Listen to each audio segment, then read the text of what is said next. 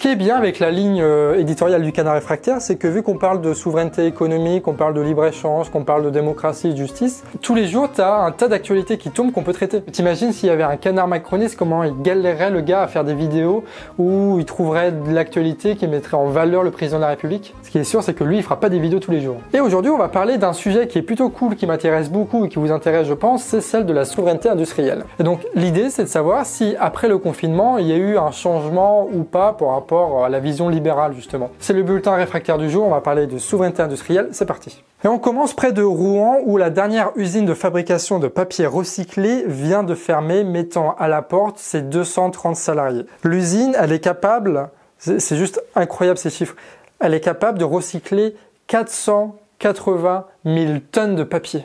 Ça correspond à la production de déchets de 24 millions de personnes.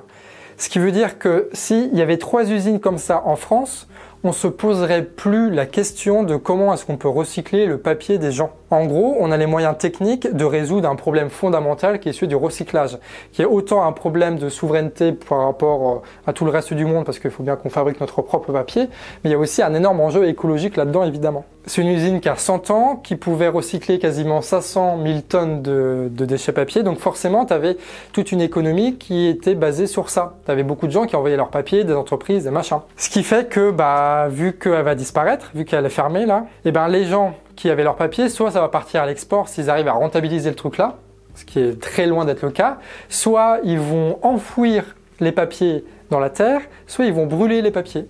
C'est incroyable comment tout ça est mal organisé. Cette entreprise-là, qui possède cette usine, elle possédait une autre usine avant dans les Vosges, et en 2014, elle a fermé cette usine et elle a percé les rouleaux qui servaient au recyclage et à la fabrication de papier. Une entreprise qui est là une holding, c'est pas le truc historique, c'est quelque chose qui a été racheté, c'est des Américains, c'est du pognon qui a racheté ça. On détruit les moyens de production pour éviter le marché noir, mais en vérité, c'était pour éviter la concurrence. Il y avait eu la même histoire, tu sais, dans la fabrication de masques, là, du côté de chez nous, là, vers Guingamp-Saint-Brieuc. Tu as eu aussi quasiment la même histoire avec Luxfer, où BlackRock avait failli envoyer des bulldozers, mais il y avait des gens pour occuper l'usine à ce moment-là, et heureusement. Ce truc-là, où des entreprises, surtout étrangères, qui sont juste là avec un paquet de pognon, qui détruisent les moyens de production aussi essentiels que ça, juste pour éviter la concurrence, ça devrait être un putain de crime, quoi. Ça devrait être condamné par la justice, et ces gens qui ont organisé ça, ils devraient être mis en prison. C'est beaucoup trop important pour être laissé faire. Je sais pas si c'est français ce que j'ai dit comme phrase de la fin, là, mais... Enfin bref, vous m'avez compris. Ça a s'arraché les cheveux, ce genre d'histoire. Les syndicats, ils ont été plus qu'utiles, et notamment ceux qui ont mené la lutte, toutes les personnes, parce qu'ils ont réussi à obtenir quelque chose, c'est que le moyen de production, il va rester tel quel pendant 1 an, le temps de retrouver un repreneur. Donc là, tu as l'État, les collectivités, 2 entreprises de recyclage qui sont autour d'une table, disent-ils, pour essayer de voir comment est-ce qu'ils pourraient reprendre le bousin. Ce qui fait que le Premier ministre, Non, Bruno Le Maire n'est pas encore Premier ministre, et pour l'instant juste ministre de l'économie. Bruno Le Maire a annoncé quand même qu'il ferait tout qui était possible pour lui et pour l'État pour faire en sorte que cette usine soit reprise. Et le terme repris est important, parce qu'il y a un autre gros reproche, c'est que l'État ne veut pas renationaliser cette boîte-là, alors que ça paraît essentiel de faire en sorte que cette usine, à la fois elle soit reprise, mais surtout qu'elle ne s'arrête pas, parce que comme on l'a vu, il y a énormément de choses qui dépendent d'elle. Parce que même s'ils retrouvent un repreneur dans 1 an, ça refonctionnera pas comme avant, parce que tu as eu 1 an de chômage pour les salariés, parce que tu as eu les réseaux qui ont été détruits, tout le bordel. L'État, un État stratège digne de ce nom, il aurait renationalisé cette boîte-là, l'aura relancée, et quitte même à la revendre après à d'autres personnes, mais au moins ne jamais la laisser s'arrêter. Et cette histoire, elle en rappelle une autre, celle d'Argo Wiggins, dont le Média pour tous avait bien couvert lors d'un reportage. C'est une usine géante qui pouvait produire l'intégralité des besoins en papier de la France. Ils étaient spécialisés dans le papier haute qualité, et notamment les cartes Pokémon. Ils employaient 550 personnes, et la Macronie a laissé cette usine être détruite par des financiers. Alors que le marché est là, que la demande est là, que le savoir-faire et les machines sont là. C'est juste un sabotage financier. Et dans l'hypothèse où la démocratie pourrait être installée, où on arrivera à une révolution d'une façon ou d'une autre, il faut espérer que ces machines-là, elles pourront repartir assez facilement. Mais vu la tendance qu'ont les groupes financiers à détruire les moyens de production, on est plutôt dans la merde. Là, on a parlé de 2 exemples, mais il y en a plein d'autres. Par exemple, l'entreprise Solocal, ex-Page Jaune, s'occupe aujourd'hui du marketing pour les petites entreprises. Et ce qui est ouf chez eux, c'est surtout leur base de données qui rassemble des millions de références de commerçants et ils proposent des outils numériques qui sont alternatifs aux GAFAM. Le Minitel, Wanadu, Mappy, Eureka, tout ça, c'est eux. Bon, clairement, c'est pas un truc qui paraît super sexy dit comme ça, surtout quand on compare avec Google, Facebook, ce genre de choses.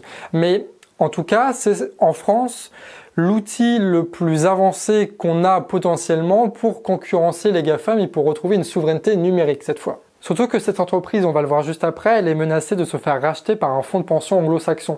Ce qui fait qu'ils vont pas racheter le moyen de production ou l'outil, ils vont surtout racheter la base de données qui vont après être exploitées par Google et par Facebook. Et ça, quand tu vends une donnée à Google, quand tu vends une donnée à Facebook, tu vas jamais la récupérer, quoi. C'est foutu. Cette entreprise, avant, ils faisaient quasiment l'intégralité de leur fric avec les pages jaunes et compagnie. Sauf que, bon, évidemment, ça marche plus trop, ce genre de truc. Et donc, ils ont tout réorienté jusqu'au moment où, aujourd'hui, ils sont redevenus rentables. Donc voilà, peut-être que ça s'est mal fait, qu'il y a eu des restructurations, trop de licenciements, enfin, peut-être. Mais au moins, là, la donnée qui est importante, c'est qu'aujourd'hui, cette entreprise, elle est rentable. Et la seule raison pourquoi elle perd du fric et qu'elle est quasiment en faillite, c'est qu'elle doit payer des intérêts. Oui, parce que cette entreprise, avant, elle était publique, hein, ça appartenait à France Télécom, qui l'a revendue en 2006 à Goldman Sachs. Voilà. Et depuis, c'est la merde, étonnamment. Bref, ce qui est important aussi, c'est que cette entreprise ne va pas bénéficier des 500 milliards d'euros qui sont promis par le gouvernement. Et ça n'a pas plu à Arnaud Montebourg qui a écrit une lettre ouverte qui a été publiée sur Marianne où il accusait et demandait à le maire justement d'accorder des prêts, que l'État se porte garant des prêts qu'aurait contracté l'entreprise à des banques. Ce à quoi le maire a dit non. Voilà. L'État ne va pas se porter garant pour pouvoir sauver une entreprise qui est à la fois rentable, mais qui en plus a en elle un intérêt fort de souveraineté numérique. Voilà, ils préfèrent filer leur fric à Renault et à la France. On a donc Bruno Le Maire qui refuse de se porter garant pour une entreprise stratégique. Le même Bruno Le Maire qui, par contre, accepte de largement aider Sanofi. Voilà. Sanofi a obtenu 200 millions d'euros de la part de l'État français pour sa recherche pour le vaccin, entre guillemets, alors que la boîte annonce supprimer en même temps 1700 postes, dont 1000 en France. Et ça, malgré le fait que le chiffre d'affaires a bondi de 7% au premier trimestre 2020 et le fait que la boîte ait versé 4 milliards de dividendes très récemment. Et vu que Sanofi a versé beaucoup de dividendes, ils n'ont pas eu le droit de demander des aides des 500 milliards. Mais par contre, ce que nous apprend Bastamac, c'est que cette même entreprise, elle a bénéficié d'argent de la part de BCE à travers un mécanisme un peu chelou que vous pouvez découvrir sur l'article.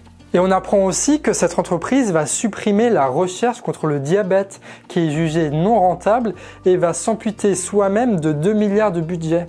Ah oui, il y a quelques jours, un salarié s'est suicidé après un burn-out, ce qui remet aussi largement en cause le management de cette boîte. Et ce qui pose la question, assez essentielle, de savoir à qui appartient le savoir et les usines.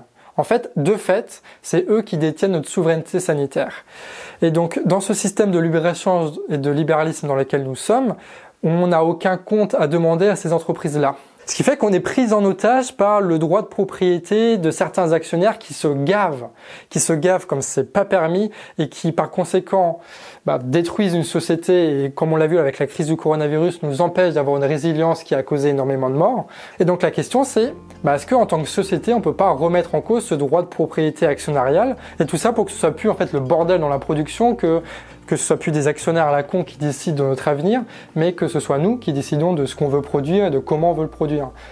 Une question de démocratie. Bref, le libéralisme, c'est juste la désorganisation de l'économie. Ça n'a aucun sens. C'est juste n'importe quoi. Ça détruit l'intégralité de notre industrie et comme on l'a vu, l'industrie, c'est ça qui nous permet en fait très concrètement d'être indépendants et d'avoir notre souveraineté.